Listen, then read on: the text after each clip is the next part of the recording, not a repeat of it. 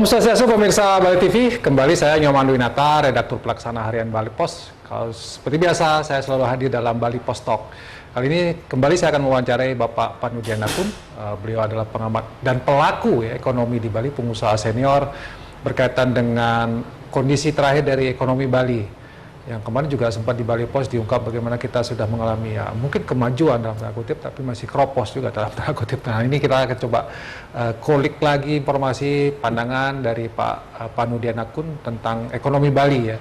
Apakah pariwisata ini memang sudah sering kita wacanakan tidak bisa kita jadikan gantungan belajar dari pandemi, tapi mungkin tetap menjadi roh yang harus dipertahankan gitu ya. Kita sapa dulu narasumber kita, Om Swastiastu ya Pak. Om Swastiastu, apa kabar? Jumpa nih. Ya. Sehat ya Pak Kun ya? Sehat-sehat. Tetap semangat ya Pak Kun. Semangat aja terus. Ya. Dan tidak pernah berhenti itu mengkritisi kondisi ya Pak Kun ya. Sebagai bagian dari, saya kira Pak Kun juga paham di bagaimana perkembangan katakanlah perekonomian Bali. Bagaimana Pak Kun tentang perekonomian Bali maju tapi rapuh? Nah ini statement yang mungkin menjadi perhatian juga kita bersama, gimana nih Pak Kun? Ya, jadi ini yang ngomong bukan saya ya, kropos atau rapuh. Ya. Memang ini begini, ini kan masalah kroposnya mungkin dari segi financial. Kan? Memang ini kan harusnya Pemda, ini tugasnya Pemda. Bagaimana desa-desa adat, LPD, koperasi-koperasi itu kan punya duit harusnya kan. Jadi secara financing punya uang. Desa itu bisa hidup kalau ada kegiatan ekonomi kan, makanya kan banyak dibangun desa wisata berbasis budaya. Kalau perlu industri kecil itu harusnya juga di desa-desa itu, termasuk tadi ya. Jadi yang kropos mungkin kalau nggak salah itu secara uang, secara ekonomi. Karena Bali ini 3 tahun ke depan memang kan minus. Padahal itu kan kalau pelaku yang tahun 70 mulai berarti kan udah 50 tahun. Kalau mulai 80 sudah 40 tahun. Kalau mulai tahun 90 sudah 30 years. Kalau dimulai tahun 2000 udah 20 tahun. Apakah nggak ada saving? Teman-teman pengusaha itu apakah nggak ada simpanan? Kan begitu kan kira-kira? Jadi ini kan mengeluh melulu. Sekarang udah dibuka, turis banyak, macet, tiket pesawat mahal, karena ini memang penerbangan masih langka, termasuk di Amerika, di Eropa itu orang mau berlibur cari pesawat susah. Kenapa? Dulu itu kan layoff semua Pak, pilot di PHK, kru-kru di PHK, petugas airport di PHK, karena 2 tahun itu memang tidak ada kegiatan karena pandemi. Sekarang mau manggil lagi mereka, belum bisa secepat itu. Kan 2 tahun nganggur kan, pilot harus latihan lagi, kru-kru harus latihan lagi, ini contoh secara dunia.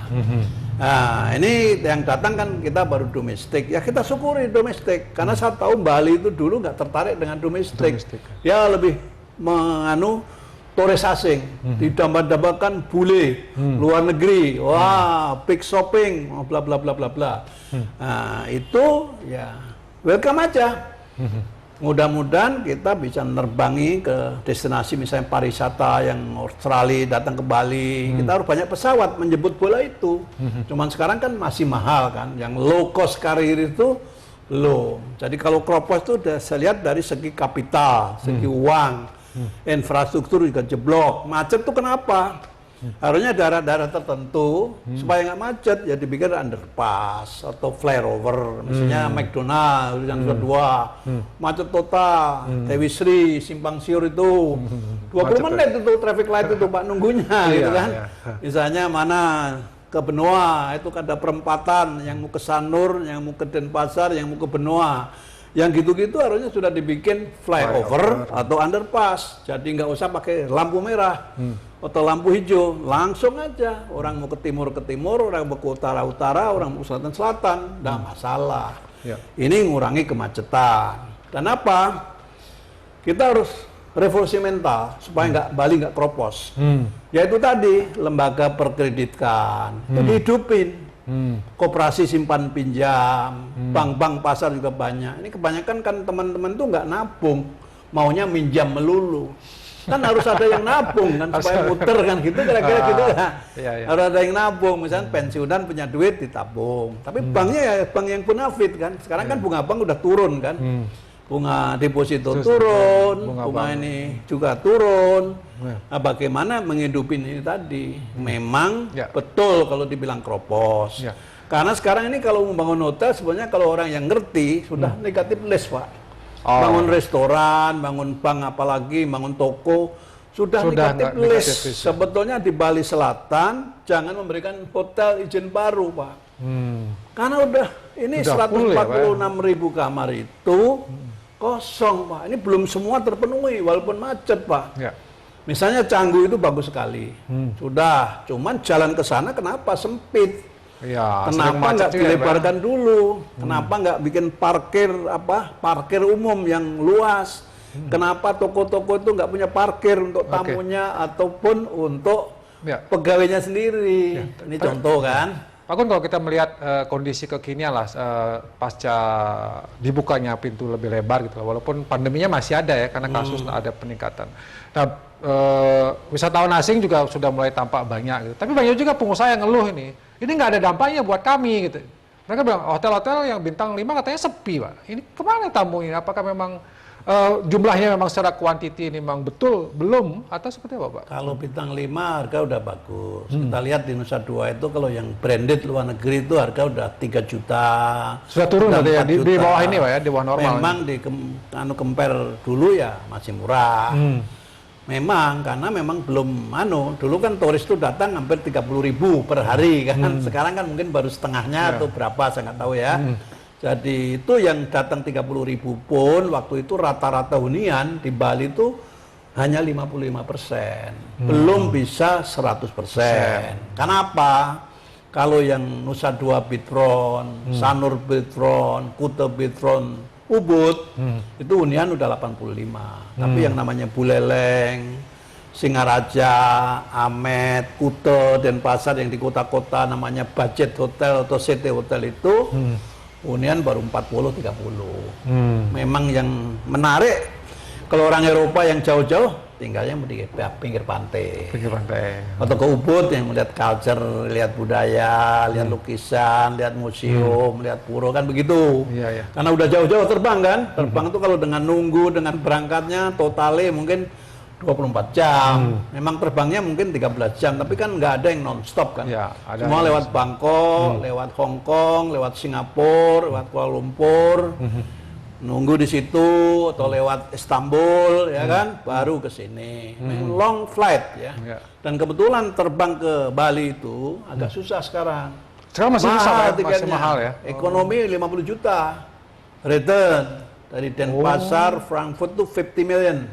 50 rupiah. Untuk satu orang, Pak ya? Satu orang. Itu pulang pergi atau satu berangkat? PP. Oh, PP. 50 Terus juta. kalau yang bisnis itu paling tidak 76 juta sampai 100 juta. Oh. Mahal. Masih mahal ya sekarang? Masih mahal. Yang paling murah dari Australia aja. Bisa $700 one way. Jadi bolak-balik dari Australia itu mau 14, 15. Termasuk domestik. Domestik tuh kalau pakai Garuda mahal. Paling bolak-balik kalau Garuda tuh 5,6 juta di ekonomi, bisnis sudah 14,5 juta, gitu-gitu loh. Ya, itu berarti sebenarnya kita masih belum bisa berharap banyak Pak ya dari kondisi yang Dan sekarang ini. kita memang nggak bisa nyubsidi mereka, karena mereka juga kesulitan keuangan. Nah ini kalau di Jerman ada gebrakan, 3 bulan ini dari Juni, Juli, Agustus memberikan tiket sangat murah untuk keliling Jerman, 9 euro, naik kereta dan naik bis. Cuman kereta-kereta yang regional yang tidak cepat, kereta pelan. Kereta pelan. Wah penuh semua itu untuk karena 2 tahun kemarin tutup kan. Ya. Tuh yang muda-muda milenial. Jadi mereka keliling di negaranya sendiri. Negara sendiri, tapi itu yang murah, tapi yang mau cepet ya mahal bayarnya kan gitu-gitu. Itu bisa diterapkan di Indonesia sebenarnya kalau misalnya kalau mau, Bali, ya. Tapi keliling Bali gratis, silakan pakai bis itu, subsidi sedikit kan nggak masalah. Tapi silakan. Ini kalau Indonesia ya perlu. Tapi nggak mungkin nyubsidi negara kan juga kesulitan keuangan, Garuda kesulitan keuangan, Leonard kesulitan keuangan, semua itu kesulitan keuangan karena 2 tahun kemarin ini kan services kan, bunga bank jalan terus, ya toh, pajak jalan terus, kan begitu. Pak Kun, kalau kita bicara kan keuangan, kita memang masih keropos, infrastruktur juga Pak Kun. Nah bagaimana kan mentality SDM mereka-mereka yang bekerja di pariwisata Pak Kun? Apakah memang sudah ada perbaikan juga belajar dari pandemi ini atau justru malah semakin buruk kondisi mentality dari pelaku pariwisata? Karena ini kan sekarang kan belum full service. Banyak yang hotel itu belum mengerjakan full karyawan yang dulu. Yang dulu banyak yang di layoff dan di PHK. Sekarang merekrut orang baru. Jadi belum full service. Di penerbangan juga gitu. Di mana-mana kekurangan pegawai, kekurangan pilot. Di Amerika itu kadang-kadang satu hari 400 cancel pesawat. Karena kru nggak ada, pilot nggak ada, pesawat belum ready. Ini di dunia ini. Nah, Indonesia ini juga sama kayaknya kan. Jadi ada hotel yang baru buka setengah-setengah, di AC-nya rusak, elevatornya rusak, belum bisa nyervis, kebunnya rusak.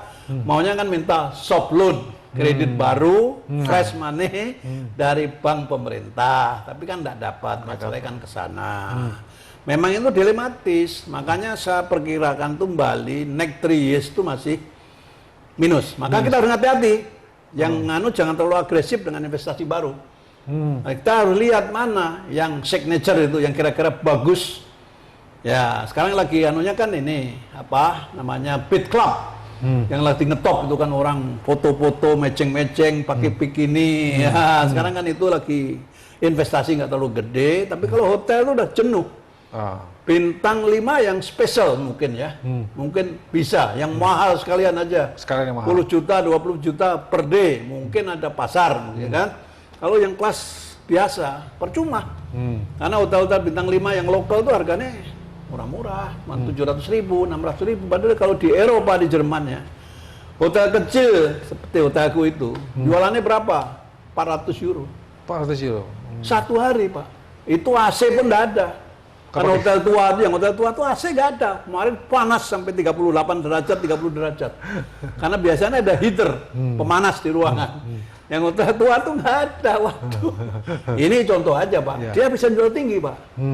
300 euro, 400 euro. Kalau yang bintang 5 kayak Hyatt itu 900 euro Pak.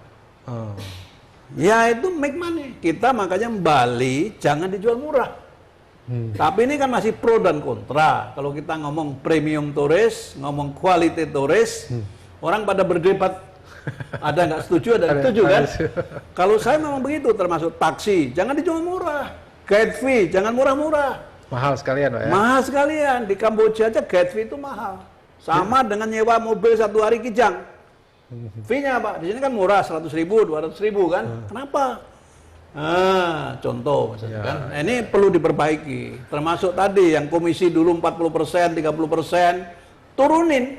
Kalau perlu ya lagi sekarang ini bikin agreement yang baru dengan travel agent, saya hanya ngasih komisi 15%, atau ngasih komisi hanya 10%, kan gitu kan? Maksimal 20%. Begitu. Kalau yang namanya udah tinggi-tinggi sampai 40-50 udah gorok turis itu akhirnya repop. Itu merubah mental sopir taksi. Merubah mental seorang guide juga nggak gampang. Kalau di negara maju kan komisi biasanya 10% kan. Resmi Pak ya, dan itu sah. Resmi, nggak apa-apa. Jadi kita tidak boleh. Itu biasanya kalau detour itu kalau di negara manapun kan ada yang 1 hari tour itu bayarnya $150, $160. Kalau yang city tour 3 jam itu $50, $60. Itu bawa ke toko sekali aja. Di sini kan dan tour itu sangat murah. Mungkin $0 malah, tapi digorok. Tempat pijet, tempat makan, tempat oleh-oleh. Padahal tamu itu nggak mau ke sana, mutur. Maka kita harus fairness. Jangan murah-murah. Itu yang ya fairness itu perlu yang diperbaiki. Susah, ya? Termasuk itu tadi, taksi yang punya argo, ya pakai argo. Jangan gorok tamu, nggak mau pakai argo karena dekat. Ini yang perlu diperbaiki. Kalau memang limousine service di airport yang burungan itu mau ke Jemberana berapa, mau ke Sanur berapa, mau ke Ubud berapa, kan udah fake. Mau 300, mau 700, mau 1 juta, silakan. Tapi yang taksi biasa, kalau saya sarankan ya, kalau kita airport internasional, argo. Sekarang masih belum Pak ya? Belum. Itu dimonopoli, ada semua orang mau cari uang. Di Jakarta sudah. Tinggal taksi murah ya argo. Kalau mau ada di situ di dalam itu kan ada limousine service, ada ya biasa atau di luar itu juga banyak. Kijang, ada Innova, ada macam-macam biar kita tertib. Makanya kalau urusan ini ya bisa niru Singapura. Tamu datang dari airport, imigrasi cepat, kopernya cepat, 10 menit, 20 menit udah keluar. Di Singapura begitu ya? Keluar, tinggal pilih. Mau taksi, murah ada. Mau kereta ada. Mau bis ada. Itu, mau limousine service ada. Ini di persoalan masih Bali ini masih banyak persoalan tentang pariwisata, masih ngurus 3 tahun Pak ya untuk bisa normal kembali. Iya, kalau menurut saya. Dan masih banyak kekurangan-kekurangan yang terjadi, finansial, kemudian infrastruktur dan lain sebagainya. Agak susah juga Pak. Oke, closing statement Pak Kun apa ini? Pesan kepada pemerintah juga kepada masyarakat dan pelaku pariwisata terutama Pak Kun apa yang nih? Supaya kita ya bangkit, betul-betul bangkit lah, tidak hanya wacana gitu. Kalau pemerintah, kita harus diperkuat financingnya itu. Keuangan daerah, desa-desa adat, kabupaten kota, kecamatan itu diperkuat. Ini kan ada koperasi Ya, karyawan, koperasi apa, ada LPD itu kan milik masyarakat kan. Itu dikembangin supaya desa itu bisa berkembang. Ya. Kalau ada modal yang berputar, yang besar kayak BBD, ya kalau perlu bantu-bantu pengusaha. Ini yang untuk pemerintah memang ke sana. Ya pengusaha ngerem dulu kalau mau invest. Jangan terlalu ngoyo, jangan terlalu nafsu. Kalau memang punya modal dingin, silakan invest baru bangun apa. Tapi yang lihat prospek kayak apa? Itu Yang spesial, kalau restoran juga yang spesial. Kalau namanya hotel yang spesial banget, yang belum ada yang lain.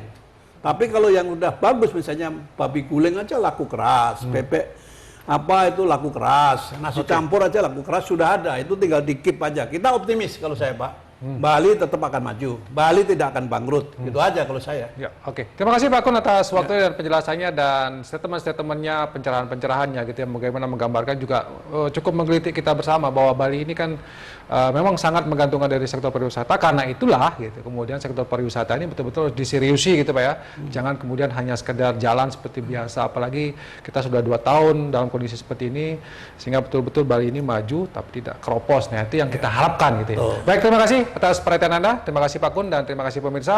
Saya tutup Bali Post Talk kali ini dengan Parma Santi. Om Santi. Santi. Terima kasih, sampai jumpa. Terima kasih. Wah, bagus Pak.